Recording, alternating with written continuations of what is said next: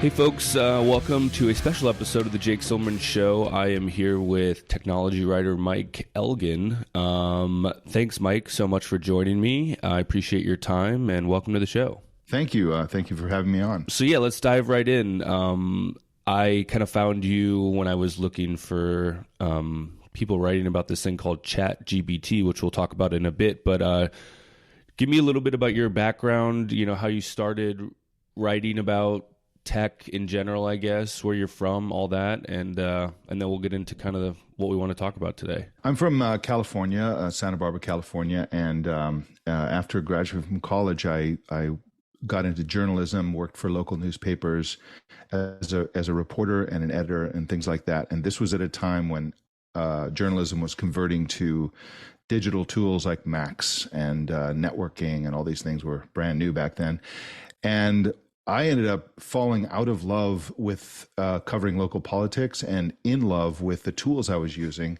And, part of the conversion process involved a lot of us in the newsroom. And so I was like key in the conversion and really just loved the computers. So I thought, hey, they have computer journalism. I'm going to do that. So I got a job at a computer magazine, which was purchased by a New York company. And in the 90s, it was one of the four big PC magazines. It was called Windows Magazine. And that's really how I got started. After that, I became a full-time freelance writer after editing a couple more publications. And I've always been an opinion columnist. Even when I was in the newspaper business, I've always done editorialization. So I'm an opinion guy, and I write opinions about technology and how it affects humans. And I've been doing that for a long, long time. What years are you starting out? You're talking about the early to mid 90s? It's worse than that. I started in the late 80s in journalism. We relaunched the publication of Windows Magazine in the end of, I guess it was 1990. Okay. And that ran through the 90s. The 90s was kind of a golden era for computer magazines because the internet wasn't answering people's questions. There wasn't even a Windows browser, right? Web browser until, a few years into the 90s. And so everybody was jumping on PCs, but nobody had answers to their questions. How do you do this? How do you do that? Which thing should I buy? And so it was actually print magazines that was answering those questions. And those of us who were involved in those print magazines, it was like a gold rush because in the world of magazines, this was an area where everybody wanted to subscribe to these magazines. They were paid publications plus had advertising. We were publishing magazines by the mid 90s that were more than 400 pages. Wow. And most of that was advertising. It was really lucrative. And so it was really an exciting time to be writing about technology, unlike now where Silicon Valley kind of has a bad reputation and everybody's fed up with the likes of Jeff Bezos and Elon Musk. Back then, everybody's like, ooh, this is the future. This is really amazing. People used to use words like the information superhighway, right, all that kind of stuff. It sounds corny now, but back then it was a genuinely exciting time. Man. When did you start to see the decline? When did the internet start taking over kind of the role that those magazines were playing? That began in the late 1990s, and what happened was you see it in the publications that had previously been doing so well serving the public with the information. Companies like PC Magazine spun out an online division, PC Mag Online or something I don't remember what it's called, and the valuation of the online version quickly was wildly higher than the print operation. Then CNET came out, which was an online publication without a print. Back then, had no print footprint at all, and that was very successful. So you see it really kind of taking off even before the year 2000. And then once you get into the 2000s, forget about it. It's like, print magazines still, they still exist now. I haven't actually touched one in a decade or two, but people go online, they go to Google, they go to their favorite online source of content for that sort of information. Yeah.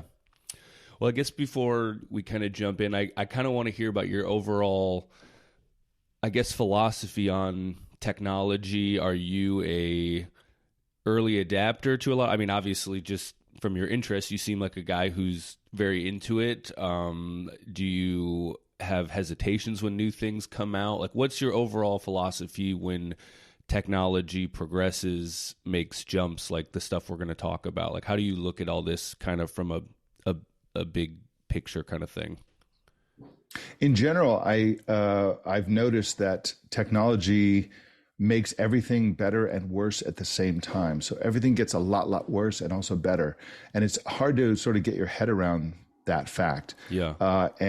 And one of the ways, for example, is that if you think about the relationship of a citizen to its government, to its law enforcement agencies, there is a kind of a tension there because there's a sort of unresolved, never-ending issue between a person's right to privacy, to their own effects, as the Constitution calls it, and also the desire of the public to live in a society that's governed by laws, that has law and order, where police catch criminals and prosecute them and all that kind of stuff. So we want these two things at the same time, and so every time there's a new technology, there's always an attempt by authorities, by the police, to use that technology to unbalance the previously held balance that existed between the two. And I'll give you an example. So for 100 years, you catch a suspect, you bring them into the interrogation room and you interrogate them. Okay, well, at some point they came up with cameras. All right, this is a new technology. And now you have cameras in the interrogation room. Well, this is a huge advantage for the detectives who are interviewing the suspects, because they can turn off the camera when they're going to do something illegal and turn it back on when they're going to try to get the suspect to do something or say something incriminating. And so they sort of like in the old days, they would interrogate, get the information, and then they would go testify in court about what they heard in the interrogation room. And so there was a famous case 15 years ago where a kid snuck it was actually an MP3 player back when those existed and were a big deal. And his happened to be able to record. So he just hit the record button when he was being interrogated by police. Police went to court, lied about his case, and then he produced the recording proving that the police had lied. And there you go. That's balance. Because he sort of broke the rules, and he had a recording as well. Now they both have a recording. Then suddenly there was a balance, and the transgression was revealed. So normally that's not the case. Normally the police can decide, if they have body cams, they can turn those off. If they have whatever. So that's just one small example of how there's always an attempt to unbalance because the police, they want to do their job. They want to arrest criminals. They want to get crooks off the street. They want to do all that stuff. They're, in general, you can assume that the motives are pure. But again, in a perfectly secure, perfect law and order society, there would be zero freedom, right? And so we don't want that. So anyway, I've noticed this in many ways. Like, for example, online commerce. Well, Amazon has my credit card. They have my address. They know everything. I push a button, I get something tomorrow. Mm. It's great, except they're monitoring everything I do, and they know exactly everything about me. They come out with a little robot. I'm like, oh yeah, home robots, just like the Jetsons. But now this thing is mapping the interior of my home so that it knows what my furniture is. It knows what I have, what color schemes I have in my house, and it can improve its algorithms to the point where it recommends things I have to buy because it knows me so well. Mm-hmm. This so-called surveillance capitalism idea is a great example of the mixed blessing of technology. It's really great and it's really awful at the same time. Yeah, I think people, on one hand feel like, yeah, the future is here, it's getting better, but there also is that inevitability about it that this new thing comes out, and you and me and 99.9% of the world had no say in if it was going to come out or not. It just is a thing, but it's so efficient or it's so good at whatever it does that it is going to replace the old way, whether you or me or anybody likes it or not. So you are kind of this, you kind of feel like a victim in some way of society. You're like, well, I guess this is the new world order and this is the new way of things, and therefore you have to adapt. I mean, yes, you still can go to stores, let's say. You don't have to use Amazon, but it's so encompassing that at some point it just becomes the thing, and it's going to put a lot of stores out of business, or it's going to, it's like when Walmart was a thing. Walmart, I feel like, used to be the bad guy. It was like, don't go to the big box store, go to little stores. And now Walmart is seen almost like as a mom and pop shop. Like, oh my God, you still go to a store? You don't just get everything delivered? So it has this thing where you or me didn't vote on these things. I mean, we voted maybe with our dollars eventually, but we had no say that Amazon was going to be the thing that everybody used to buy stuff. It was just here one day, and it tightened its grip to the point where, like, I guess this is the way. And you kind of just forget that there was a pre-Amazon or a pre-Facebook or whatever you want to talk about. It's just here, and now it's here until the next thing takes it over. So that is a weird feeling, I feel like, of a modern citizen, of always being like kind of at the helm of these companies where you're just like, oh, so this is it now? I guess this is what we all have. It's strange. Right. I've noticed something like that, that is something that really bothers me. So, years ago, I used to subscribe to the New York Times and a couple of other newspapers, and I used to buy print books like everybody else. And it was a kind of, I really loved it. I really love consuming, as we now say, consuming content. I really love reading things that are printed on paper. Mm-hmm. I really, really like it a lot. But now it seems like a extravagance to buy print books. I mean, part of it is that I'm a digital nomad. I don't actually have a house, so that's a big part. But even if I'm I'm somewhere and I see a New York Times, I would never buy it. I mean, really, like buy news, and when I can go and I can get trillions of stories online, why would I pay $3 or whatever? I don't even know what newspapers cost now. So it's affected our psychology in that way. Mm-hmm. I had a really weird experience yesterday. I had a issue with my DSLR camera, and I thought that it needed to be repaired. And there's this really great camera store in Campbell, California, which is near San Jose in Silicon Valley. And it's like, this place is a throwback. It's a big store, privately owned. It's not a big, like, massive national chain store. They have all kinds of inventory in the store. You can browse merchandise. They had like 3 or 4 or 5 knowledgeable people working there who would spend lots of time with each person explaining everything. And like, and in my case, they spent like a half an hour with me solving my problem that did not involve a significant purchase. And it just felt weird because it's like, I remember how every store used to be like this. Right.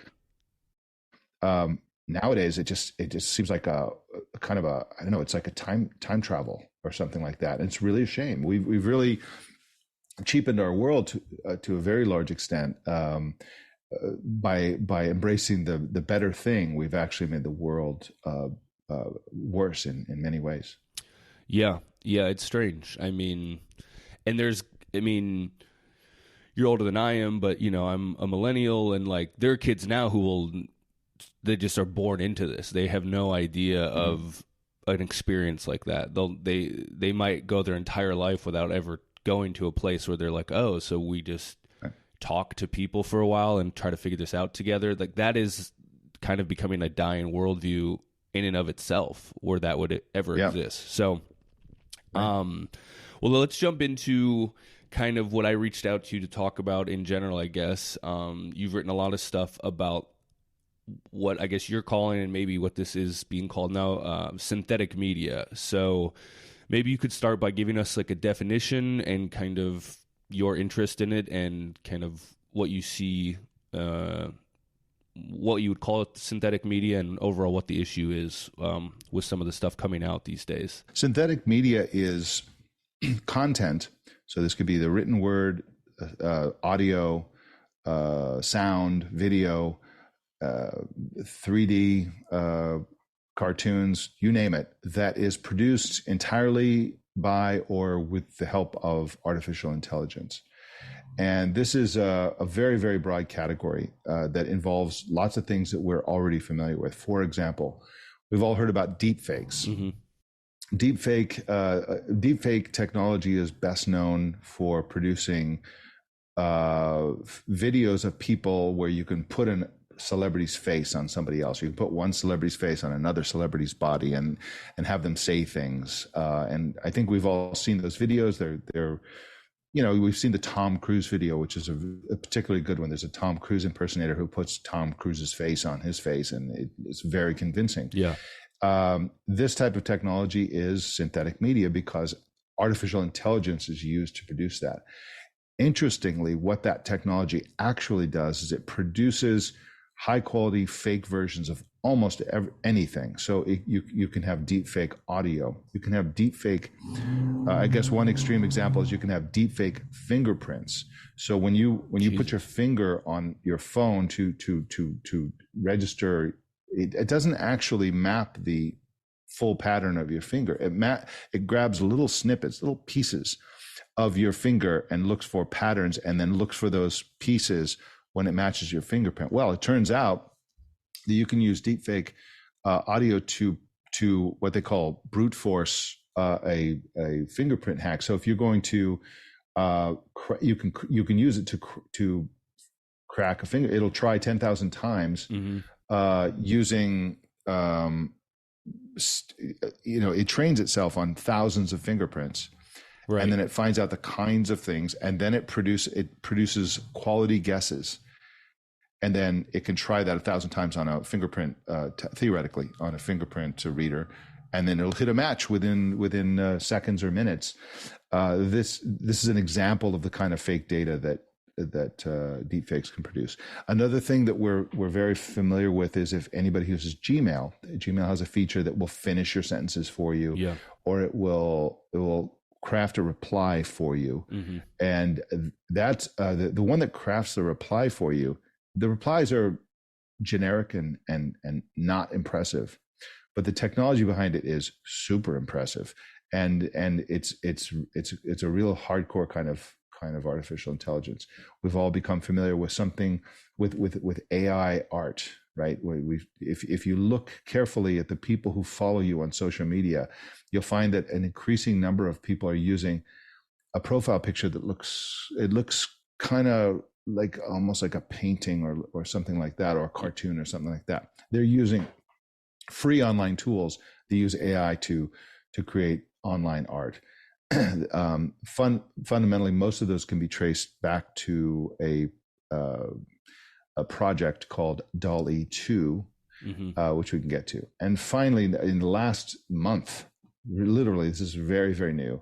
There's a product called ChatGPT, which is the most incredible AI thing any of us have ever seen. And it's free to try for the public. And let me give you a few examples if we want to jump right into ChatGPT that this can do.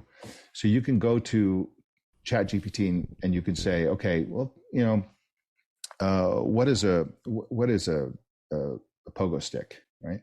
And it will describe in flawless English what a pogo stick is. Then you can go and then you can respond to what it says and say, all right, tell me in the form of a limerick, and it will do that. Tell me in the style of Hemingway, it'll do that. Programmers can give it snippets of code and saying, I'm having a problem with this code. What's wrong with this code? And it will tell you, oh, you've got an error in this line. You can say, you can say, write a poem about the meaning of life, and it will write an actually emotionally moving poem. I mean, it just goes on and on what this thing can do, and it's really astonishing. It also happens to sometimes produce completely erroneous content. It will say something that's totally wrong. It can plagiarize. It's problematic, and it's presented to the public as an experiment, but people are actually using it in real life for lots of reasons, purposes. Small business people are like, hey, I'm going to have this thing write blog posts for me, and it will absolutely write blog posts. Right. It will write really good blog posts. And so you can basically, let's say you you have a bakery, and you want to explain, you want to blog about baked goods, and you want to explain various things to your customers, and you want to talk about, what's the history of sugar? I'm just making this up. Right. You can just tell ChatGPT, write a blog post about the history of sugar. Boom. And then you'd say, you know what? Write a longer blog post about the history of sugar. Longer blog post. Right. Totally. And then you can go to one of these AI art generators and say, here's a picture of me, surround me by sugar. And boom, you got a picture, words, picture, blog post. Okay, this thing has been created by artificial intelligent machines and not a person. So this is something over the next few months, we're going to see we're going to see millions of cases in which people are going to be pushing out synthetic content. And, they're supposed to disclose that it was created by AI, but most probably won't. Right. You're going to see cheating on college essays at a massive scale. You're going to see just all kinds of things. This is really going to change the way everything works. This is a really, really big impact trend. This whole synthetic media trend. Probably within 3 or 4 years, 95% of the content we read online will be generated by AI, I would predict. Well, let's start personally. Are you worried for your job? Are you worried that you could say, write a blog post in the style of Mike that describes synthetic media, and then why would anybody pay another human at this point to do stuff that these machines can do and will only get better? I mean, if it's this good now, where will it be in 4 years? Yeah. How do you think people will be personally affected by this? I'm not anymore. I'm always worried about my job, but I'm no more worried. But I would be worried if I were a younger person. I mean, who's just kind of starting out in journalism. The future doesn't look great for many, many kinds of journalism, because as the costs go down, everything goes down. And so the expectation of how much one pays to run a publication will go down, continue to go down, and so it's not a great time to get into journalism. In my own case, I mean, all the people who read me have been reading me for many, many years, and I would expect would continue to read me. I have my own publishing company, so I have a gazillion things I can write and a really good audience, and so I'm okay in that way. But I've actually done what you suggested. So I wrote an article. The first article I wrote about ChatGPT came out, 3 weeks, a month ago, something like that. And I actually asked it to write an article. I was writing a column basically introducing ChatGPT to the audience. And I said, you do that. Like, you write an article about ChatGPT, and I published the result. It was short, and it wasn't when it answers something. The result is very anodyne and it's very generic and always flawlessly written, but just kind of like bland and just lifeless prose. And so it's not, but this is nitpicking, because give it 6 months. Right. And they're just rapidly developing this stuff. And you can also tweak the style, and you can do other things. There's the interface that most of the public uses, and then there's another interface. They call it the sandbox or the playground or something like that. And you can go in and fine tune every little aspect of it with instructions, by which I mean, make this more colorful, make this more interesting. Right. You can literally say those kinds of things. Yeah. And it will change what it's doing to respond to that request. And so it's really, man, we are going to get a lot of synthetic content, and a lot of people right now, a lot of the stuff we read might as well be done by robots, because we're paying people like, $25 an article for much of the stuff we read online. And I mean, that's a no-brainer. You just replace that stuff with a computer, and why not? You save the $25, right? But on the higher end, for more analytical thinking, to me it'll improve a lot of the writing, because it'll be like photography, what photography did to art.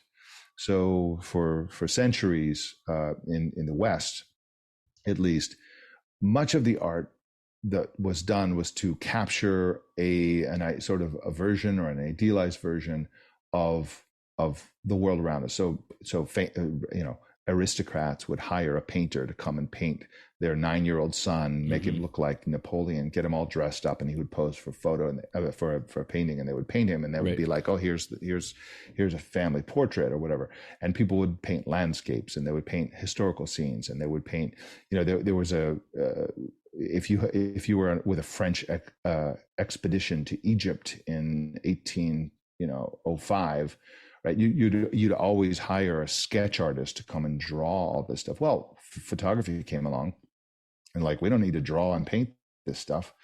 If we want to capture or idealize things or capture a scene, we just take a picture. And the people who do sketches and painting were like, okay, well, we are liberated from the need to capture things faithfully, and so let's be Picasso.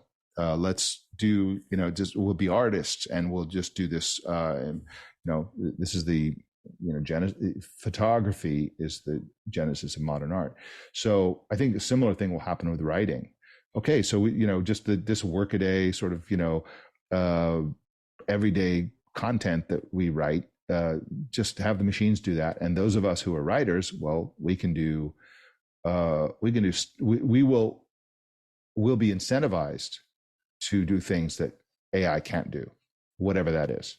Right. And so it'll involve a fewer number of people. It'll harm the industry, but it will probably in some ways improve human writing, I would guess. Who is making ChatGPT? What is this company? Who's doing this? What's their story? How much do you know about them? It's a really, really interesting story, and the company that's doing it is called OpenAI. OpenAI is a very unusual, very Silicon Valley kind of an operation that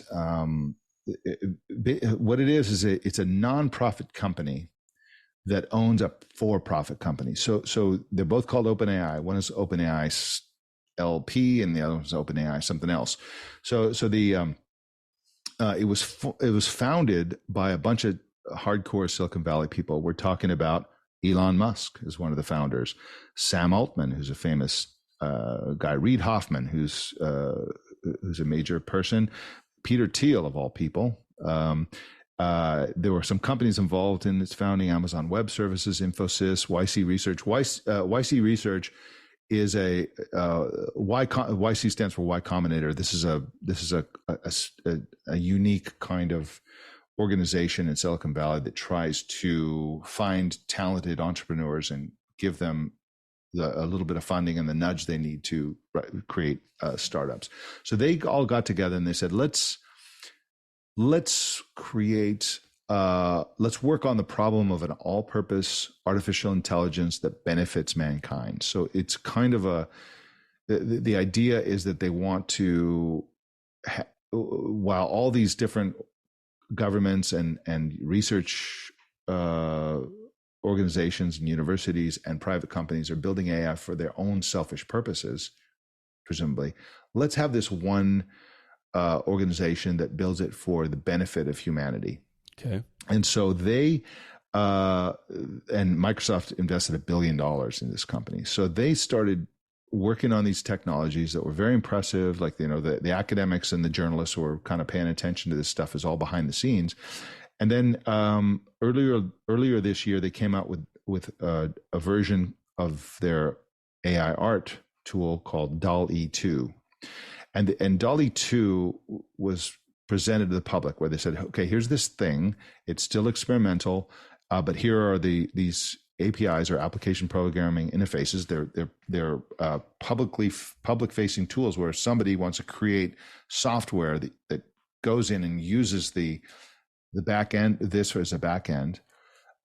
You can do that. So hundreds of small developers created these tools. They might be Chrome extensions. They might be apps for your phone. They might be websites that that use these APIs. And one, I'll give you one example for one that uses DALL-E 2. It's a site, and I would recommend that everybody go try it. It's called drawanyone.com. Okay. And this is a website where you go and you upload 5 to 10 photographs of yourself, and then you have it generate new images of you that are in all kinds of styles. 60% of them don't look anything like you. Some of them look really weird, but you'll get that random one that just looks great. And it might be in the style of like a cyberpunk novel, or it might be in the style of a Renaissance painter or something like that. Or you might look, they have these different buttons you can push to like say, okay, I want this style, that style. Or you can put in your own what they call prompts, the text that directs it to what to do. So you can say, all right, I want a picture of this person. This person is male. You specify the gender if you want, and then you can say, I want this, to be very handsome or ugly or overweight or underweight. You can just choose all these things, and then in the style of this painter or that cartoonist, or in the style of these 5 people, or you just add all these things, and it will produce. It'll try to do that in multiple ways, and everybody's using many of these tools. There was a big wave a few weeks ago of people releasing their like profile pictures on social media. This is the tool you're talking about, right? This is one of the tools, but all of those tools, to the best of my knowledge, are using DALL-E 2. They're using OpenAI's DALL-E 2 as the back end, and then they're creating a different website or product or app for the front end. And so one of the biggest ones is called I'm spacing on the name of it. There's an online app that everybody's using that's it's got like magic avatar feature or something like that. You click a button and it's using this technology. And then this same company, OpenAI, came out last month with ChatGPT. Well, they've been working on this is like the 4th, 5th version of the underlying technology, but this is the first one where they said, "Hey, this is open to the public. If you want to use this, go for it." And so now everybody's using ChatGPT. But a lot of people don't know that this is the same company. Okay, that's creating both these things. And by the way, they're working on another product called Point E, which is like DALL-E 2, but it's for 3D images. So you can have it create 3D models of things using text prompts. In all these cases, the secret sauce is that they're using huge numbers of examples to train the back end technology. I mean, we're talking millions of examples, and then the user control is text. So you type in words, and it take those words, and that affects what the output is. And the underlying technology behind it is just really mind-blowingly complex. But as we can see by the results that we see everywhere on the internet these days, they're often very, very, very good results. And again, this is back to this. Ultimately, it's a nonprofit company in San Francisco. And are they allowing this stuff to be free in part to make it better? Like, I imagine that you having millions of users across the world feed it millions of different problems and different things that it wants it to do is going just to make it learn faster and make it learn better, correct? That's exactly right. And so that's the main reason why they're making it public, so that they can get, it's like any sort of beta program where you get lots and lots and lots of real people doing whatever it is that real people are going to do, so that they know how to respond to that. And when you sign up to use it, you agree to let them use your input and your output. And it's going to help them accelerate their learning. And it's what's interesting about the problem of artificial intelligence is that there's no, if it's based on information that this AI trains on, there is no source of information beyond human generated information other than cameras or something like that. And so you look at what AI produces, right? I mean, what humans actually produce in real life. We produce good content and we produce bad content. We have disinformation. We have lies. We have,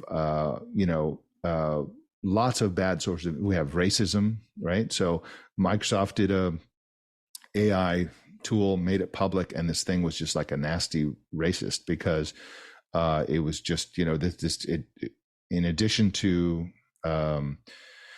intelligent discourse, it was finding, all this racism online, and it didn't have a mechanism saying, I don't want to hear about that stuff. Like, let's just focus on the quality content. So like, how do you, all this stuff is done at scale. The scale is the whole secret sauce of these tools. How do you determine at scale what's true and what isn't?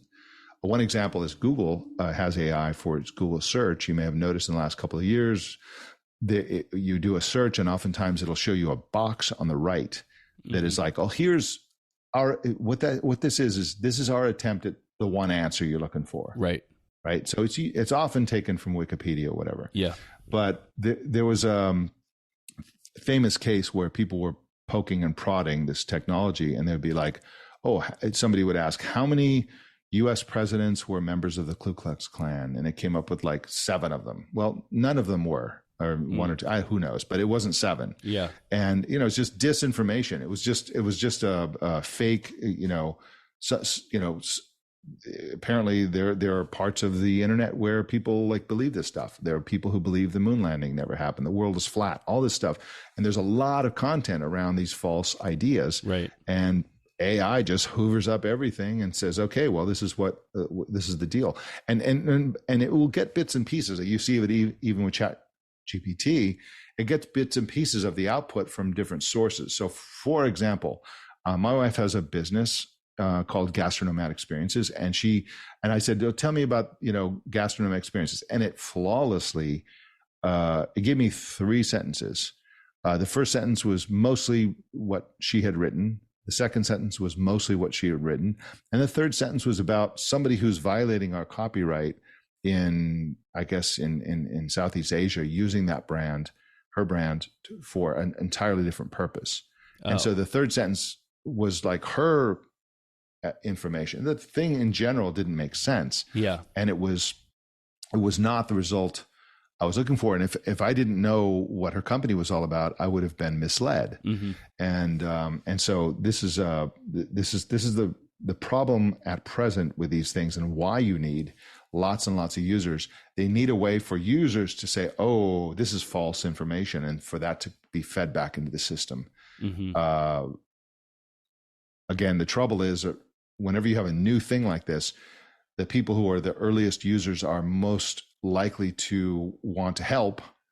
And then eventually, when things go mainstream, you get all the trolls and the haters and the propagandists and the liars and the disinformation people, Russian agents or whatever, who will try to go in and meddle with the results at scale. You see it with Wikipedia, you see it with any kind of online information. And so I don't know how they're going to deal with that, but it's a big problem, and right now they're trying to get lots and lots and lots and lots of users to help them improve the quality of the results.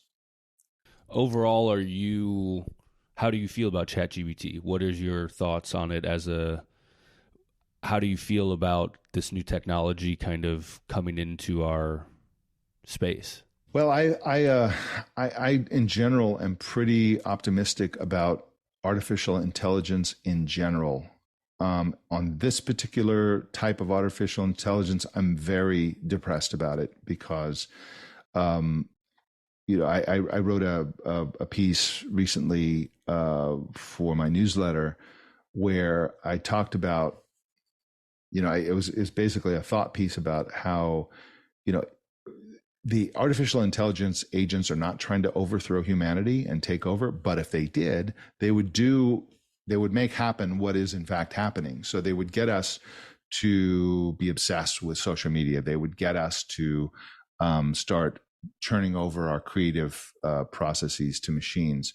And most importantly, they would write for us. Mm-hmm. So we'd lose our capacity to write. How many people younger than the age of 50 or 40 or 60, who knows? How many people these days have really good penmanship, cursive writing? Well, almost none, because we don't ever do that anymore. And so we can also lose our ability to write. But what is writing? Writing is where we have a subject. It might be a reply to an email, or it might be something else. But we have we want to express our thoughts, and so we think about, when we sit down to write. That's when we think about what our thoughts are. We write them down. We look at them. They reflect our own thoughts back to us, and we're like, that's not exactly right, and we tweak it a bit, and we have this interaction where we externalize our thoughts, and then we re-internalize them. And then at some point we arrive at the point of, yes, that's what I want to say. Boom, send the email, do whatever.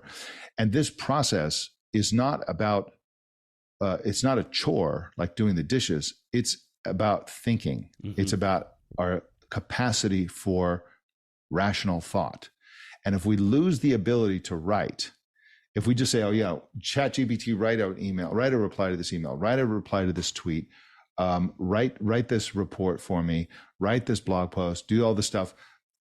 We will, and when I say we will, that is my prediction. We will get to the point where we just kind of don't know how to write, and therefore we don't know how to think. This is what 1984 was about. Right. The Big Brother. In all the novels, it was people doing this stuff to us, not us doing it to ourselves. The whole point of Newspeak was that if you can ban certain words, get people to use these, if you can narrow the vocabulary and get people to say things that were the opposite of true, like freedom is strength, freedom is strength, I think, ignorance is strength, something like that. If you can narrow people's ability to communicate with words, you can actually narrow their ability to think thoughts, because we think in words.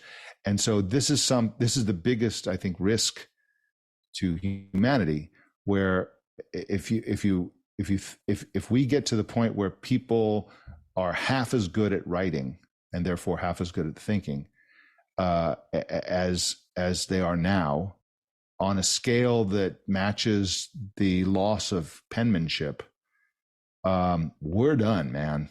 It's like, how is humanity? I mean, we all saw the movie Idiocracy. Mm-hmm. That's how we get there. Yeah. We get there by outsourcing the things that make us human to machines that are not human. And then we lose a capacity to be human, to be rational thinkers, to be citizens, and all that kind of stuff. And that's a real problem. And right now, this stuff is just developing. I mean, you might be familiar with it. I am definitely not. Are there any governmental oversights, rules, regulate? Like, this is just kind of being allowed to be built in open. They're not breaking any laws by creating AI systems, correct? This is just a thing that a company could do. Yeah, absolutely. And we're especially in the United States, where we are free speech absolutists. The First Amendment protects speech. I'm sure this would be governed under speech. And I mean, painting a sign is speech. Artwork is speech. So I'm sure this will be speech, because it in fact is speech. But right now we don't even have laws for who's in charge of the words. If somebody tells ChatGPT, write me a blog post, and then they publish it, and then another person comes along and asks the same question, gets the same result, and they publish it. Right. Is that plagiarism? Well, plagiarism requires that you saw the stuff and you copied it. Well, that didn't happen. So who owns the copyright? The OpenAI, the first person who posted it, the second, does everybody own the copyright on identical content? Like, none of these things have been resolved. Nobody was even thinking about this. We're years and years and years away from these basic questions being resolved. And the real risk, and just to get back to the doom and gloom on ChatGPT, what the world is moving toward is to solve the problem of what there's a colleague of mine, a friend of mine named Danny Sullivan, who's an expert on search engines, what he calls the one true answer problem. So right now, let's say if you're like, what movies was Angela Lansbury in, right? And you go to Google and you type in that question, you get like thousands of results, and you look at the first one, the second one, third one. You look, oh, okay, all right. And then maybe you click to IMDb and you go to Wikipedia, whatever, you get the full answer, and you're like, okay, now I have a handle on that, on the answer to that question. But you're offered options to browse. And, the first one is like, I don't want to go to Wikipedia because for some reason it's too complicated or whatever. I want a simpler answer. And you basically shop for the answer you want, or you get multiple answers. You have, and on controversial topics, is I don't know. Is the Earth round? Well, yeah, and most of the top ones will be, the Earth is round. But at some point, you're going to get to like, on the other hand, maybe it isn't round. Blah blah blah. So that's a bad example because that's a in the realm of fact rather than opinion. But you get the idea. What we're getting to is we're going to interact with computers increasingly through an assistant, like Siri, but a lot smarter in the future going forward. We talk about augmented reality and virtual reality, which companies like Meta, formerly Facebook, Apple, Google, all the biggest technology companies are putting almost all of, the majority, the biggest thing they're investing in is augmented and virtual reality, which Apple calls extended reality, which Meta calls the metaverse. What we are not really grappling with yet is that the real impact of this whole realm of technology is not going to be virtual reality. It's not going to be putting on goggles and we live in a virtual world. Right. It's going to be augmented reality where you put on glasses that look like this, but we always have information popping up that we can see, nobody else can see, and we can hear, nobody else can hear. And we'll talk to an agent like Siri, like Alexa, all the time for everything. So right now, when we want to know what movies Angela Lansbury was in, we're not going to go to a laptop and type in a search engine. We're going to just say it, mm-hmm. and our assistant will tell us. All right, well, and that scenario, which will be all day, every day for all of us within a few years, that scenario doesn't lend itself to, like, here's a whole bunch of options, or because right now that's what Siri will do half the time. It'll say, oh, here's what we found on the web, and it'll give you like 5 things because it doesn't really know the actual answer. Right. ChatGPT shows us the potential for actually having the answer, mm-hmm. right? And that's dangerous. When we just get the one true answer for every question we have, well, AI is deciding what's true and what isn't true. And AI is removing the need for us to differentiate between different sources, different ideas, different viewpoints. No, here's the answer, right? So this is the thing that's going to be amazing, and it's also going to really make us dumb, because it's always going to be like, oh, my assistant, I'm going to ask a question, it's going to give me the answer.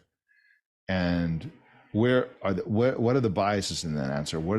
There's no such thing as answers to questions that don't have a perspective, a bias, or whatever. Mm-hmm. You even see it in Google. If you go to Google and you search for things, you can see Google has a sort of a corporate capitalist bias, right? They're more like, if they can, they will give you, they'll give you the shopping options for, if you go to Amazon, if you type in Amazon on Google, it's not going to talk about rivers. Yeah. It's going to talk about the e-commerce giant. Right. That's its mindset. It's a bias. And so the AI that will be giving us the one true answer on every question we have will have its biases, but we won't know what they are. And we won't know why it chose that. We won't care.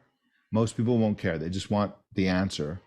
And this is a new and depressing world where we outsource what's true to a machine.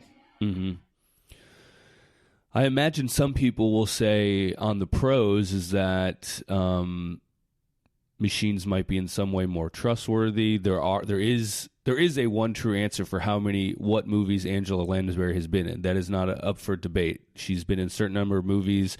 Why would I want to spend the time going through all these sites? Why would I want to really put my humanity and time into that when there isn't actually a one true answer. So I could see people kind of campaigning on that behalf. I imagine, though, more philosophical answers. Part of learning is reading different perspectives. Part of learning and deciding for yourself what is true, or what is true for your life, at least, is reading one guy saying, I don't know if I believe that, reading another guy saying, maybe I. So you are killing that part of life. But I imagine that this will probably be welcomed by a lot of people. A lot of this stuff is already being welcomed by a lot of people. So why not free up my time? Why would I have to worry about all this stuff? It does then ask the question, well, what will you be doing with your time? What if so many things can be answered by the machines? What does your job look like? What does anyone's day look like when you are just kind of plugged into the matrix at all times, and you have something telling you this is what's true. You don't need to worry about anything else. Like, it's hard to even imagine what your life would be then. We've already eliminated a lot of that. How many people, you watch an old movie and you see a guy go to the library and like have a bunch of books, and he's like researching this thing, and you're like, dude, when is the last time when someone's like, I have to find out an answer, has ever even gone to a library and read 2 different sources? It's just not a thing anymore. You just go online. So yeah, it's hard to imagine what your life is. What would you do, And we probably won't have an answer until we come to it, and then it might be probably too late at that point. It will just have, the world will have been reshaped. So I don't know if I have a question, but it does seem like, how can you even prepare for this as a citizen? How can you prepare for what's coming if it's being built so fast? This is kind of what I wanted to talk to you about. It's like, we're just getting this wave, and at some point it's going to have already crashed over us, and we're going to kind of be in the beach and be like, I don't know what this is anymore. And some people, I'm sure, will make a ton of money off this, and a lot of people will probably go broke off this and be replaceable. So yeah, it's very scary. Yeah, and we can expect in general for things to continue in the direction they're going, and for that direction to accelerate. You talk about the guy in the library. It's the world we have now is in many ways much, much better than it used to be. When I was, I guess, in high school, college or whatever, when I was younger, people would say, what movies was Angela Lansbury in? And the common response to that was, I guess we'll never know. And there was just a widespread, from the beginning of time until 20 years ago, there was just a universal widespread acceptance that we were ignorant about tons and tons and tons of things. Or somebody would make claims and you couldn't check it. Oh, she was in Star Wars. She was in this, that. And I guess that might be true. Who knows? And so we kind of live in a better world in that sense, because we can get information like that. But your example about how some answers do in fact have a one true answer, and just to clarify those kinds of things are actually really rare. So, for example, how many movies was Angela Lansbury in? I don't know how she became the subject. Well, of she's our lady today. Yeah. The answer is probably complicated. It's like, oh, she was in this one. Plus, she made a movie in 1926 where they cut her part out, and then she made this other movie. It was never made to the release, and then she started to do a movie, but then she's, they're almost everything that you think has a simple answer, right, actually has more to it, and so. Right now, the role of journalists and researchers is to get the nitty-gritty details, get them in print, get them out there.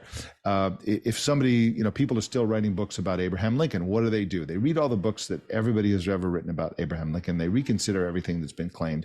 They try to find new information. Oh, here's a letter I found, blah, blah, blah. And then they add more.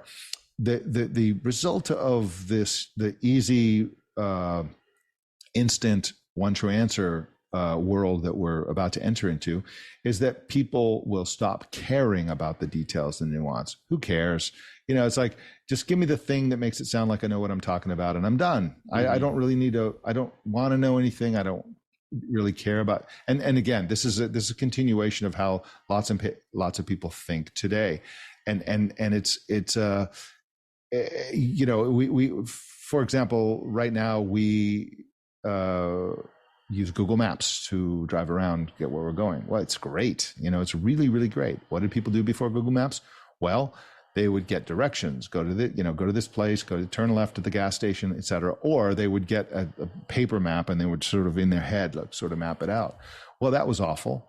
And now it's way better. But now people just drive and they don't even care which direction they're going. They don't care about anything. Just whatever it tells me to do, I'll do it. Mm-hmm. And so it's a subtle mindset change that, again, we can't predict what the outcome of all this is, but we can assume that it's going to be more in the direction of where we've been going, more dependence on these tools, less interest in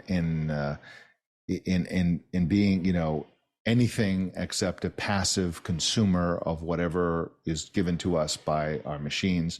I'd mentioned hinted at a prediction of a revolution in augmented reality. I do believe that within 10 years, by 2032 or so, that augmented reality glasses will be a bigger deal to us than smartphones. That it will replace smartphones as the single technology that we go to all day, every day for everything. And I think smartphones will kind of fade as a sort of an obsolete thing, because we'll just, as we move around in the world, all this stuff will be just right in front of us, floating in space. And so I think we're going to vastly prefer that. And that whole scenario is going to depend almost entirely on artificial intelligence deciding what it is we know, and not only deciding what we know when we ask questions, but it will be proactive. So it will pop up information that we didn't even ask for, because it will think that it will help us in some way, or that we'll want that information. And so, we're really entering into a very, very, very new relationship with machines, where they are vastly more important to our everyday lives than they are now, and where we depend on them, where we basically let them know things, and so we don't have to know things. Mm-hmm. Knowledge itself will become somewhat obsolete. That's a new world, and it's again, it's a continuation of where we are now. Like even now, like, why learn XYZ? Because you just ask, you do Google search and you get the information, so you don't have to take time to memorize stuff. So that's the world we're headed into, and it's going to be great and it's going to be awful at the same time. Well, we're kind of ending where we started, so that's I think that's a nice little bow. Well, Mike, thanks so much for your time, man. This was fascinating. Where should people look up your work? I saw you have a pretty big Twitter following, but I also see that you are somewhat starting to rage against Twitter and Elon, and it looks like you might be shifting over to Mastodon, which is a new Twitter-like thing. So, how's that all going? It's going okay. I mean, I really, really like Twitter. I really, really don't like Elon Musk's changes to Twitter. So I'm really kind of conflicted on that. But for the time being, I'm doing most of my posting on Mastodon, as you said.